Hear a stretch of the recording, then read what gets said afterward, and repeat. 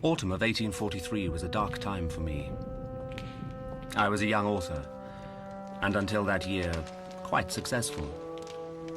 But my last work was not doing well. Advances on royalties were cut back drastically, and I suddenly found myself faced with questions of how to meet my financial obligations.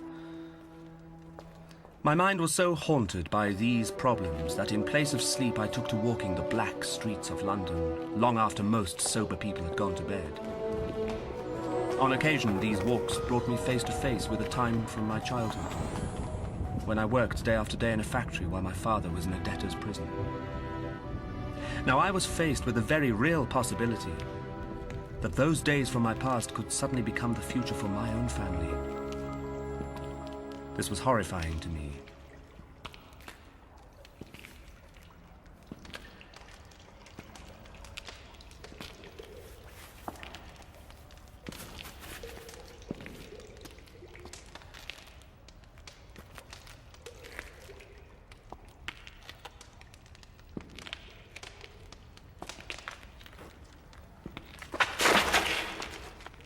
Get away from here! What are you doing around here? I don't know. We're not doing anybody any harm. Do you live in this street? Just leave us alone. Certainly, I will. I was sure I saw two children run from the street down this alley. They were alone. You must have seen them.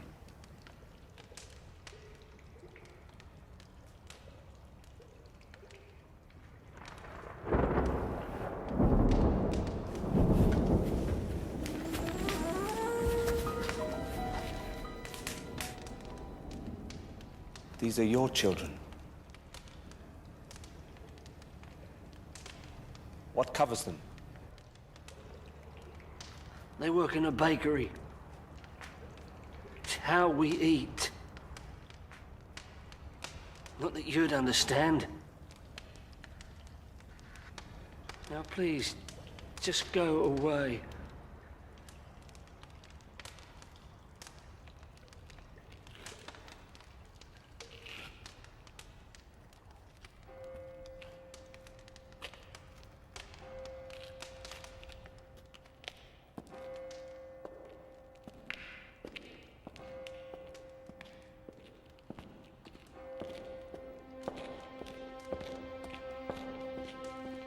To anyone who might have looked at my problems from their view, a solution no doubt would have seemed very simple. I was an author. I need do nothing more than quickly write, publish and sell something. In point of fact, they would have been right. There was no other solution. Not for me, at least. There were, however, difficult parts to this simple solution. They were, obviously, what to write. And the speed in which that what would have to be written. The one cannot follow without the other.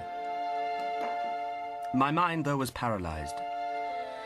I was so fixed upon the depth and extent of my problems and how fast I needed to solve them, that there was no room left for that crucial what.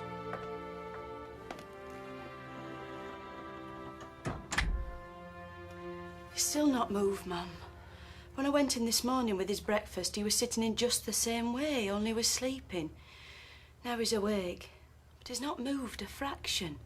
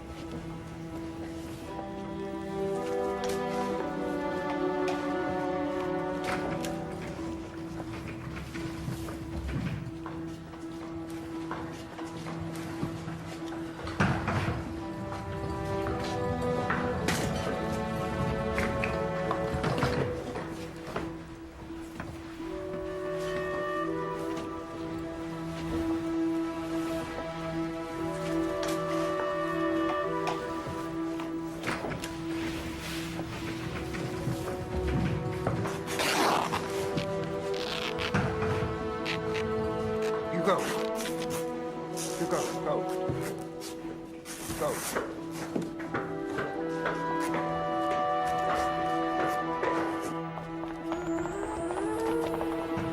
You there, boy, stop!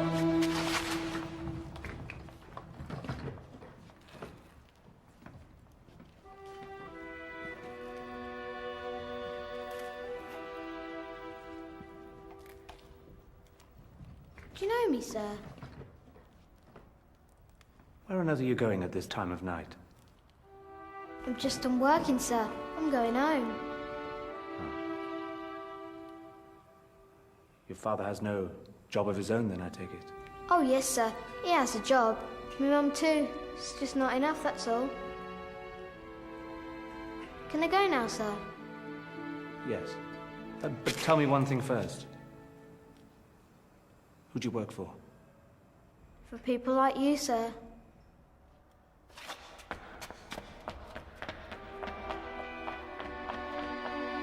Then, one night, for the first time in many, many days and nights, the all-consuming thought of needing to make money left me. In place of these thoughts was put a very deep reflection. A reflection where images from the past were mingled with those from the present. Slowly, a part of myself, long buried, began to emerge from the streets I'd been walking. I felt as if I were a young boy again, working away in a factory, longing for a different life.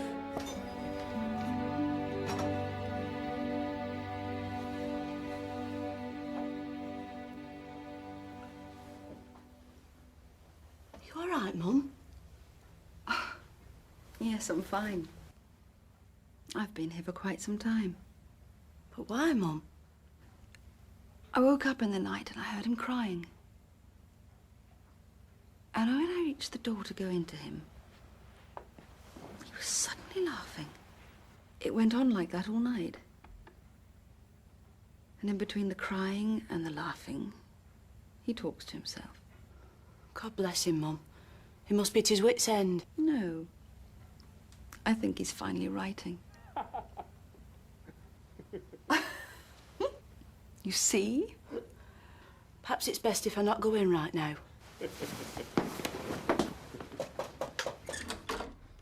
Ah, Rebecca, how very glad I am to see you this morning. I'm famished. Set it here and I'll attack it immediately.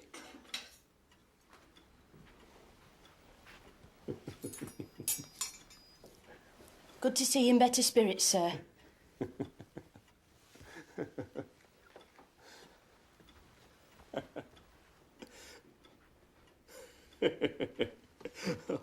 Oh, that's very good. That's very good indeed, even though I do say so myself. Very good. I spent many more nights in the streets, but not as a man haunted by financial doom. These nights were filled with adventure, with great bursts of imagination. They were filled with the discovery of unforgettable characters and their amazing experiences. These nights brought about in my mind the creation of the entire story. When I finally put myself to writing, I was completely consumed. I hated to leave my writing table even for a few hours of forced sleep. Day by day, the manuscript grew, not just towards completion, but towards what I felt was a renewal of my life. The story had become a reflection of what I hoped and envisioned my own life could be. In the simplest of words, it changed me.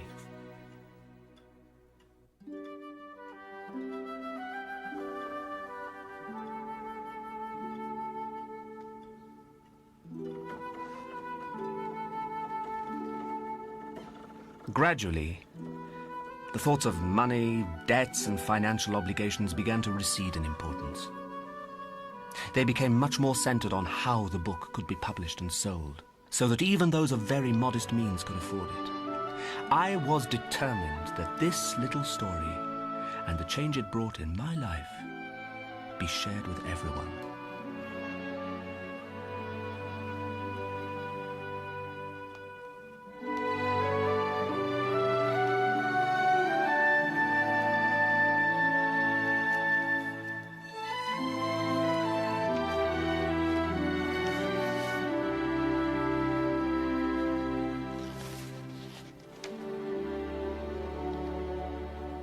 have endeavoured in this ghostly little book to raise the ghost of an idea which shall not put my readers out of humour with themselves, with each other, with the season, or with me. Mayn't haunt their houses pleasantly, their faithful friend and servant, C.D.